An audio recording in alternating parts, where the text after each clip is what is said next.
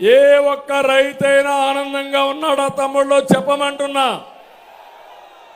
ఇక్కడే మంత్రి ఉన్నాడు. గోని సంచులు ఇవ్వలేని మంత్రి, పౌర సరఫరాల మంత్రి.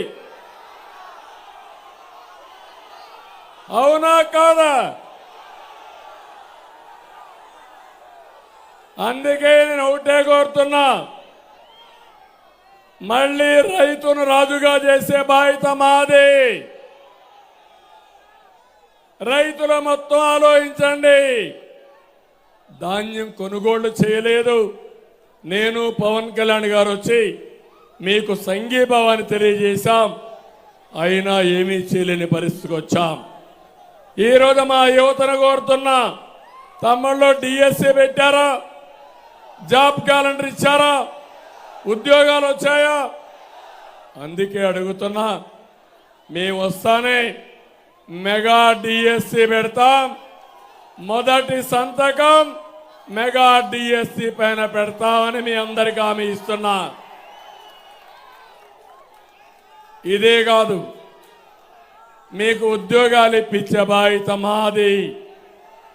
ఉపాధి కల్పనకు ప్రత్యేకమైన శ్రద్ధ పెడతాం.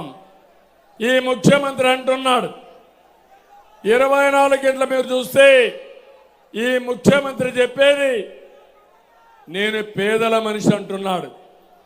నేను ఒకటే అడుగుతున్నా, పేదల ఆస్తులు దొంగిలించుకున్న ఏకైక నాయకుడు జగన్మోహన్ రెడ్డి. నేను అడుగుతున్నా, ఈ రాష్ట్రంలో ఏ ఒక్కరైనా మీరు బాగుపడ్డారా అని మిమ్మల్ని అడుగుతున్నా. 5 ఏళ్ల పాలనలో మీ ఆదాయం పెరిగిందా అని మిమ్మల్ని అడుగుతున్నా. అప్పులు పెరిగాయా లేదని మిమ్మల్ని అడుగుతున్నా. ఖర్చులు పెరిగాయా లేదని మిమ్మల్ని అడుగుతున్నా. అంటే ఈ రాష్ట్రంలో బాగుపడింది ఒకే ఒక్కడు, అదే జగన్మోహన్ రెడ్డి. ఇంకో పక్క మీరు చూస్తే అధికారం అంటే ప్రజలకు సేవ చేసే అవకాశం, ప్రజల ఆస్తులకు రక్షణగా నిలిచే బాధ్యత. కానీ జగన్ అనుకున్నాడు అధికారం అంటే దోపిడీ అని, ప్రజల సంపద కూలగొట్టడం అని చెప్పి ఆలోచనకు వచ్చాడు. ఎక్కడా లేని విధంగా ప్రతిపక్షాల గొంతు నొక్కేయడానికి జీవో నెంబర్ 1 తీసుకొచ్చాడు.